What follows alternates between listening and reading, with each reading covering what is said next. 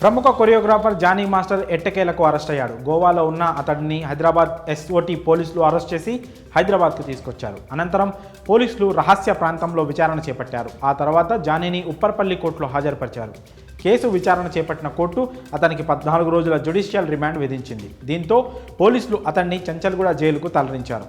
ఇదిలా ఉంటే Johnny remand రిపోర్ట్లో సంచలన విషయాలు వెలుగులోకి వచ్చాయి. జానీ మాస్టర్ నేరాన్ని అంగీకరించినట్లు రిమాండ్ రిపోర్ట్ వెల్లడిస్తోంది. 2019లో బాధితురాలు జానీకి పరిచయమైందని తెలిపింది. దురుద్దేశంతోనే జానీ మాస్టర్ బాధితురాల్ని అసిస్టెంట్గా చేర్చుకున్నట్లు రిపోర్ట్లో వెల్లడించింది. మహిళా అసిస్టెంట్ కొరియోగ్రాఫర్పై జానీ మాస్టర్ 2020లో తొలిసారిగా అత్యాచారానికి పాల్పడ్డట్టు రిమాండ్ రిపోర్ట్ వెల్లడించింది. బాధితురాలిపై 16 ఏళ్ల వయసులో జానీ అత్యాచారానికి పాల్పడ్డాడంటూ కీలక అంశాలు వెలుగుచూశాయి. గత 4 ఏళ్లుగా బాధితురాలిపై పలుమార్లు అత్యాచారానికి ఒడిగట్టినట్టు వెల్లడైంది. అంతేకాదు, ఈ విషయాన్ని బయటకు చెప్తే సినీ అవకాశాలు రాకుండా చేస్తానని, చంపేస్తానని బాధితురాల్ని బెదిరించినట్లు రిమాండ్ రిపోర్ట్ వెల్లడించింది.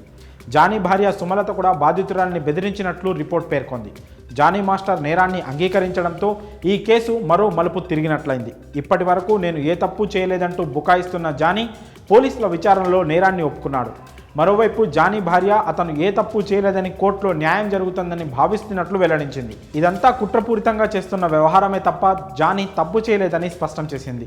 జానీ ఎదుగుతుంటే చూసి ఓర్వలేని వారు ఇలాంటి కుట్రలు పన్నుతున్నారని చెప్పుకొచ్చింది. జానీ మాస్టర్ అసిస్టెంట్ కూడా ఈ వ్యవహారంపై స్పందిస్తూ జానీ మాస్టర్ చాలా మంచి వ్యక్తి అని తెలిపాడు.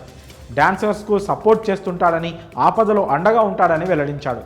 తప్పు జరిగినప్పుడే ఆ అమ్మాయి ఎందుకు కేసు పెట్టలేదని ప్రశ్నించాడు. 5 ఏళ్లుగా మౌనంగా ఎందుకుంది? ఈ కుట్ర వెనకాల ఎవరి హస్తమో ఉండే ఉంటుందని తెలిపాడు.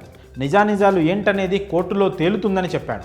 మరి జానీ మాస్టర్ నేరాన్ని అంగీకరించినట్లు రిమాండ్ రిపోర్ట్లో తేలడంపై మీ అభిప్రాయాలను కామెంట్స్ రూపంలో తెలియజేయండి.